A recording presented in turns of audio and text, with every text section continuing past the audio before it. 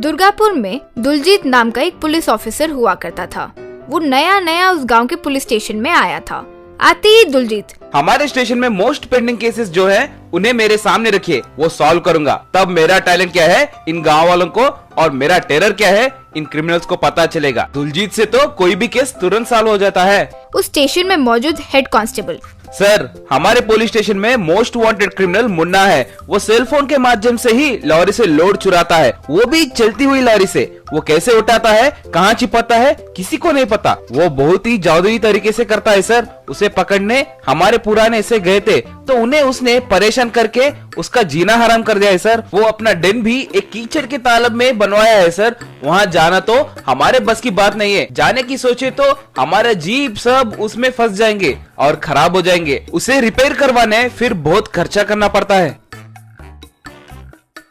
हाँ, क्या इतना बड़ा माहिर है क्या वो मुन्ना?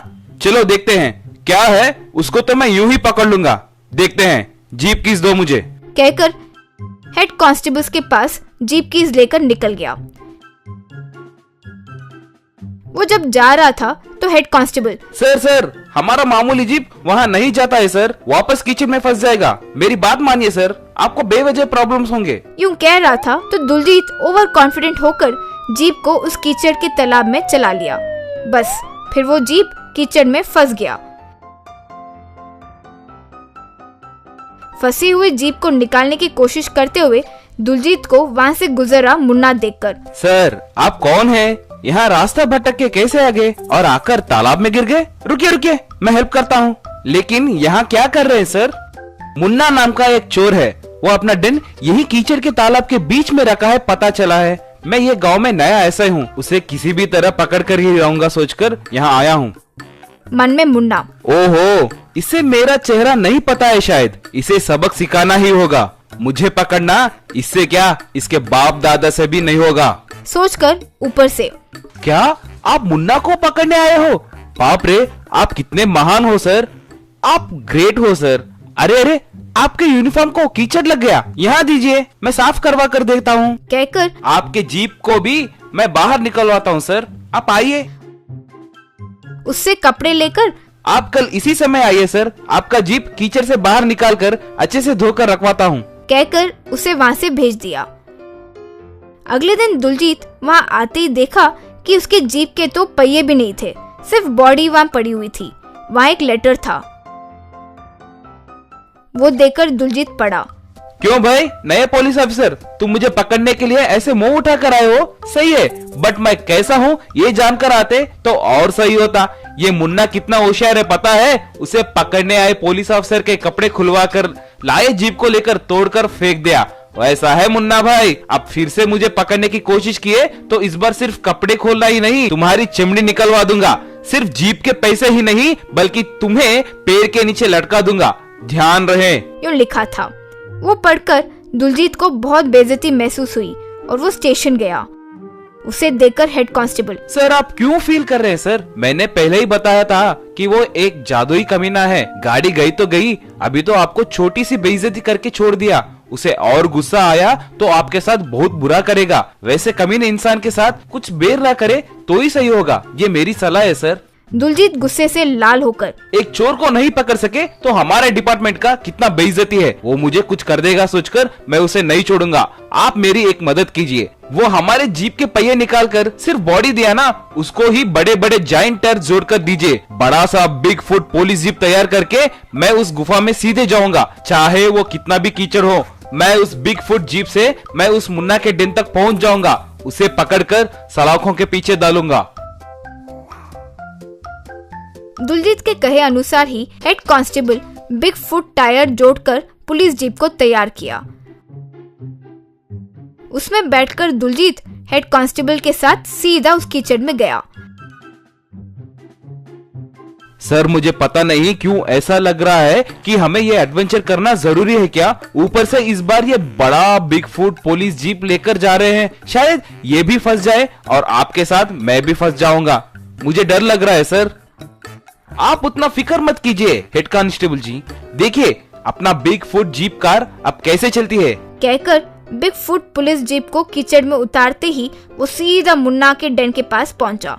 कीचड़ के बीच में छोटा डोर के पास जाकर उसके अंदर कूदते ही दुलजीत अंडरग्राउंड मौजूद मुन्ना के डेन में घुस गया। वहाँ रिलैक्स होकर बैठकर स्विच दबा रहा मुन्ना दुलजीत को देखकर हैरान रह गया। अरे अरे, क्या बात है? हार नहीं मानोगे क्या? कैसे आए यहाँ तक ऑफिसर? आए तो आए, चलो कॉफी पीकर जाओ। वैसे यहाँ से जाने की कैसे सोच रहे हो? देखो ऑफिसर, ये रिमोट जो मेरे हाथों में है ना, उसका एक छोटा सा बटन होता है। मैं उसे यूं दबाया तो समझो ये अंडरग्राउंड डेन पूरा कोलैप्स हो जाएगा। तुम और मैं हमेशा के लिए इस कीचड़ के अंदर फंस जाएंगे। दुलजीत कूदकर उसे पकड़ा, 2 दे मारा और उससे वो रिमोट को लेकर उसके हाथों में हथकड़ी पहनाकर बाहर लेकर आया। वो अब तक जो भी चोरी किया वो सारे सेलफोन्स को उनके ओनर्स को वापस लौटा दिया। मुन्ना को पकड़ने की वजह से दुलजीत को सरकार ने रिवॉर्ड भी दिए। शोलापुर टाउन में वो एक बड़ा कॉलोनी है, उसका नाम हाईटेक कॉलोनी है। उस कॉलोनी में सभी फैसिलिटीज है, स्कूल्स, लाइब्रेरी, हॉस्पिटल, सुपरमार्केट्स और सब कुछ है। उस सुंदर सा कॉलोनी में सभी एम्प्लॉयज और रिटायर्ड हुए बुजुर्ग बहुत ही कंफर्टेबल से जी रहे थे। इतने में कोरोना के वजह से गवर्नमेंट ने लॉकडाउन घोषित किया। एक दिन कॉलोनी के सेक्रेटरी प्रशांत और प्रेसिडेंट प्रदीप कॉलोनी के सभी रेजिडेंट से समावेश हुए। देश में कोरोना का व्याप्त को रोकने के लिए गवर्नमेंट ने लॉकडाउन घोषित किया। इसीलिए हमारे कॉलोनी से कोई भी बाहर नहीं निकले और बाहर के लोग अंदर ना आए। हमारा लक्ष्य है कि सभी सदुपाय हमारे कॉलोनी में है। हमें बाहर जाने की अवसर नहीं है। रूल हम सब निभाएंगे। हमारे कॉलोनी के लोगों को हम कोरोना से बचाएंगे। हम सब मास्क पहनेंगे और सैनिटाइजर भी यूज करेंगे, कहकर वहाँ से चले गए। तब से सब लोग मास्क पहन के घरों में ही रह रहे हैं। सब्जियाँ, दूध आदि सभी नित्यावसर वस्तुएं सबके घर को सप्लाई हो रहे थे। कॉलोनी में लोगों की संचार न होने के वजह से सूना सूना लग रहा था। सब अपने अपने घरों में ही रह रहे थे, कोई भी बाहर नहीं निकल रहे थे।